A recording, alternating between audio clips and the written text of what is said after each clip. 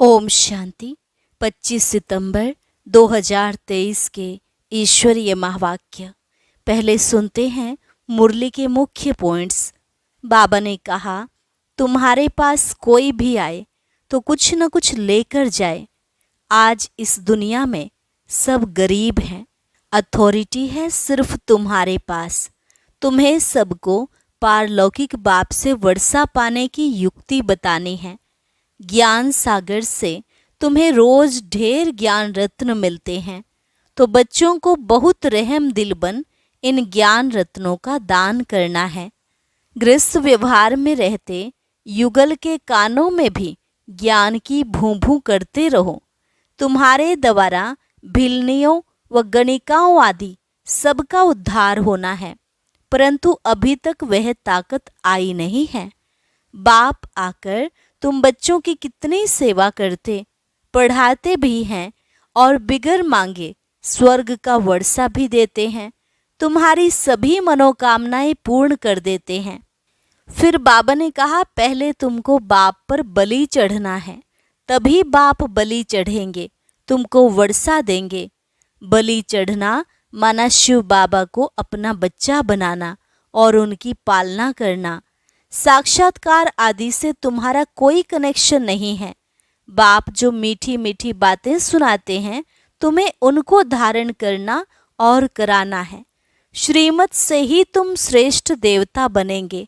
और लास्ट में बाबा ने कहा, अब तुम्हारी बुद्धि का ताला खोल दिया है, तुम राइट और रॉन्ग को समझ सकते हो, इसलिए कभी भी कोई विकर्म नहीं करना। यह मन तो तूफानी घोड़ा है, खूब पछाड़ने की कोशिश करेगा, लेकिन अब तुम्हें माया पर जीत पानी है। और अब सुनते हैं महावाक्यों को विस्तार से। मुरली का सार। मीठे बच्चे, तुम्हारे दर पर कोई भी आए, उसे कुछ न कुछ ज्ञान धन देना है। पहले फॉर्म भराओ, फिर दो बाप का परिचय दो। प्रश्न, जादूगर बाप की जादूगरी कौन सी है? उत्तर, जादूगर बाप की जादूगरी देखो। इतना ऊंचा बाप कहते हैं, मैं तुम्हारी सेवा में आया हूँ, मैं तुम्हारा बच्चा भी बन जाता हूँ। तुम बच्चे जब मेरे पर बलि चढ़ो, तो फिर मैं 21 जन्मों के लिए तुम्हारे पर बलि चढ़ूं। यह भी वंडरफुल बातें हैं। बाप कितने प्यार से तुम्हें पढ़ाई पढ़ाते हैं, तुम्हारी सब मनोकामनाएं पूरी करते हैं।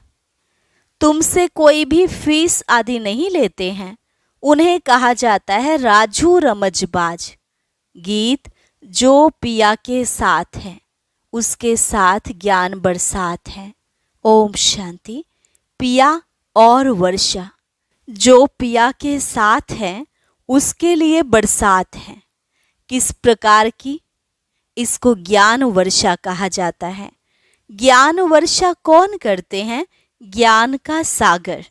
अब यह गीत जिन्होंने गाया या बनाया, वह तो कुछ नहीं जानते। तुम हो लक्की ज्ञान सितारे। तुम ज्ञान सागर के बच्चे बने हो, इसलिए तुमको ज्ञान सितारे कहा जाता है। बाप से ज्ञान ले रहे हो। नॉलेज की हमेशा एम ऑब्जेक्ट होती है, कुछ न कुछ प्राप्ति का रास्ता मिलता है। अब तुम बच्चे जानते हो, बेहद के बाप द्वारा बेहद का वर्षा लेना है। वह है पारलौकिक बाप। तुम्हारे पास कभी कोई नए जिज्ञासु आते हैं तो फॉर्म भरने से डरते हैं, तो उनको समझाना चाहिए, क्योंकि फिर भी तुम्हारे पास आए हैं तो कुछ न कुछ विचारों को मिलना चाहिए।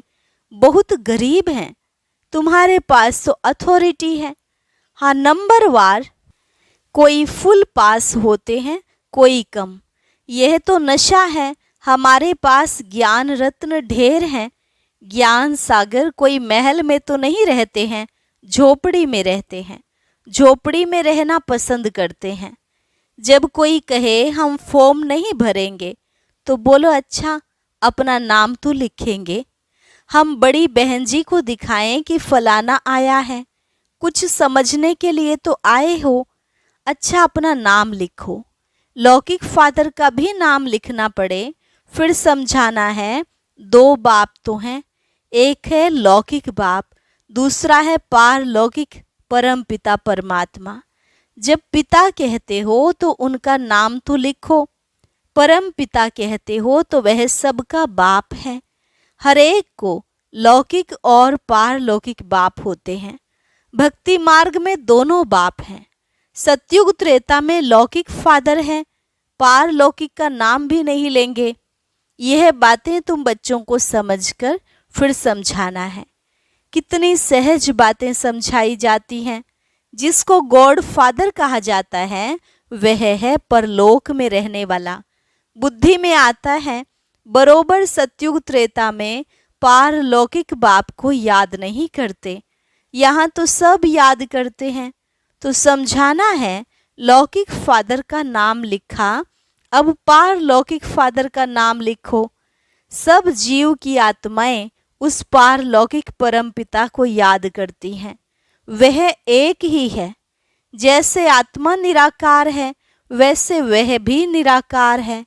उनका तो कोई सूक्ष्म व स्थूल शरीर नहीं है। उनको सर्वव्यापी तो कह नहीं सकते। लौकिक बाप को कभी सर्वव्यापी नहीं कह सकते हैं। क्या सर्वव्यापी कहने से वर्षा मिल सकता है? फिर पारलौकिक बाप को सर्वव्यापी क्यों कहते हो?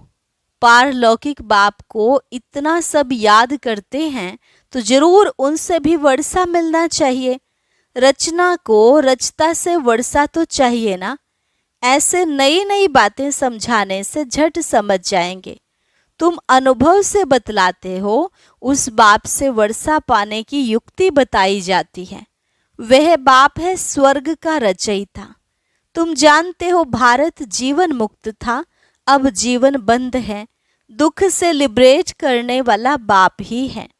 यह त्रिमूर्ति सहित लक्ष्मी नारायण का चित्र बहुत अच्छा है, हर एक के पास होना चाहिए।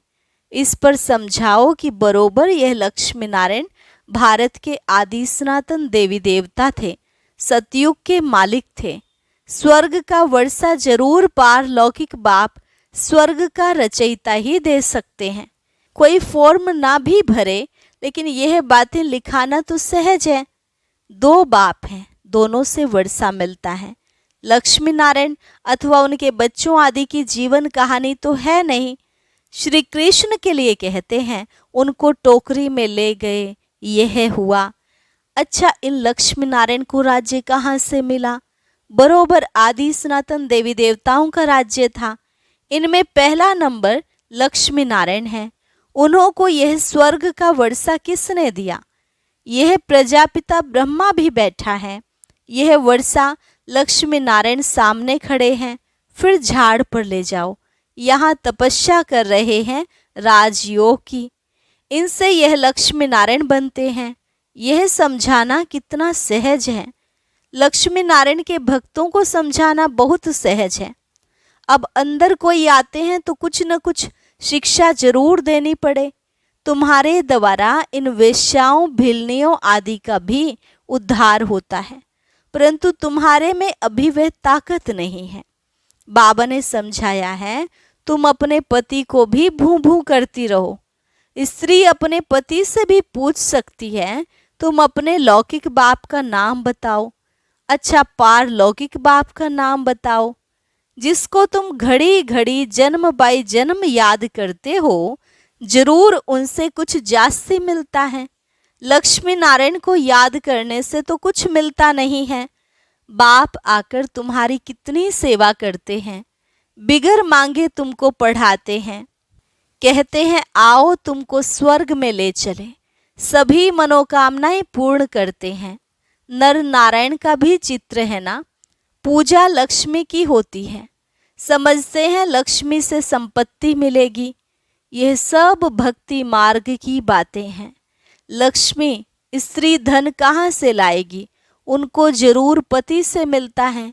पुजारी लोग यह कुछ भी नहीं जानते। तुम बच्चों को समझाना पड़े।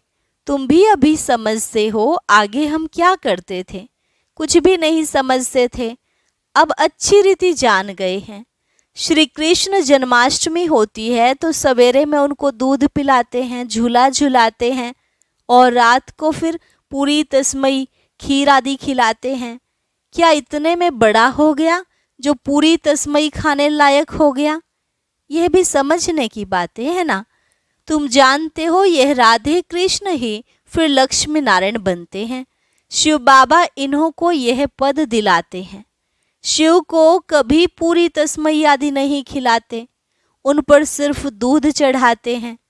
अब शिव बाबा तो है निराकार, जिसका कोई नाम रूप नहीं, उन पर दूध आदि चढ़ाने का मतलब क्या है? उनको कुछ खिलाते नहीं हैं, निराकार है ना। श्री कृष्ण को रोटी आदि खाने के लिए मुख है, शिव पर कुछ नहीं चढ़ाते, शंकर पर चढ़ाते हैं, शिव पर नहीं। शंकर का तो फिर भी आकार रूप है ना, दोनों एक तो हो नहीं सकते।